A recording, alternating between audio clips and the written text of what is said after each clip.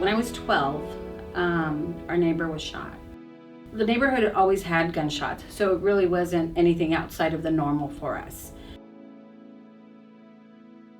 Hi, my name is Marlene Wilkinson. I am 47 years old and I was a client of CFGC 35 years ago.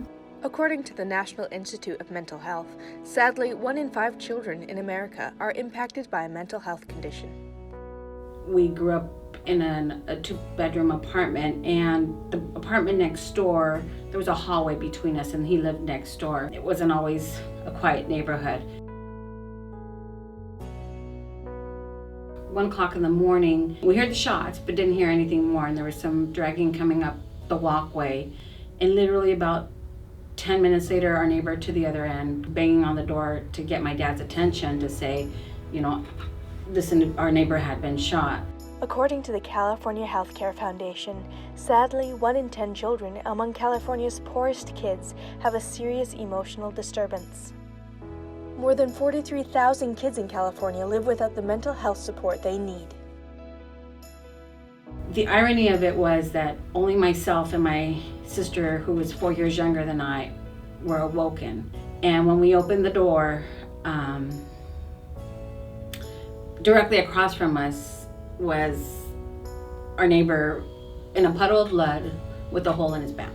According to CFGC, 70 to 80% of clients have experienced some type of trauma. For, I want to say, maybe months, we wouldn't sleep in our beds because we were just, what if somebody was going to come and shoot us? Even in a well-lit hallway, I always had this I can't walk through here because I always felt someone was behind me. According to the National Institute of Mental Health, suicide is the second leading cause of death among young people ages 10 to 19 in the U.S. Rates of youth suicide and self-injury hospitalizations are on the rise, especially among younger adolescents. In the Latino community, getting help is not the number one thing. But I think when we were on month 2 and I'm not sleeping on my bed, that was our beginning with your organization. When we came to start seeing a therapist, it allowed me to figure out different methods of not waking up in the morning and thinking, oh my God, I gotta go through the front door. And when we would come here, we came every week. I remember walking up the hallway and up the stairs. It allowed us an opportunity to just speak what we wanted to speak. It was definitely very beneficial to come in and get some support. CFGC's average annual impact includes 1,400 new kids, 28 cities serviced, and more than 40,000 therapy hours. Who was our therapist? I remember her face. I remember getting here and she always had a smile.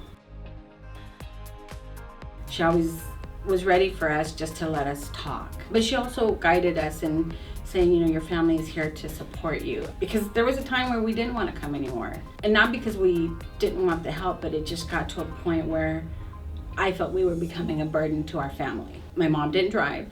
Even if we didn't have a ride, it was close enough where we could take the bus and not be too far away from home. At 12, I broke myself without wanting to be. But I can tell you that had I not had that support, I wouldn't have been able to get those mechanisms necessary to be able to put myself together. I would like to say thank you to the organization, because coming from an immigrant family where my parents didn't speak very much English, I don't know that I would be sitting here speaking so freely of the circumstance and not have gone a different pathway, maybe even 6 feet under. I'd like to thank Cece and any of all of these therapists, because they see the value of what's necessary, whether it's an adolescent or a young adult, to support them and give them the mechanisms that they need to be able to move forward in life and walk outside of the building and not feel like the world's going to crush them down. Join our Heroes Circle. Your donation today will transform the life of a child and their family. CFGC.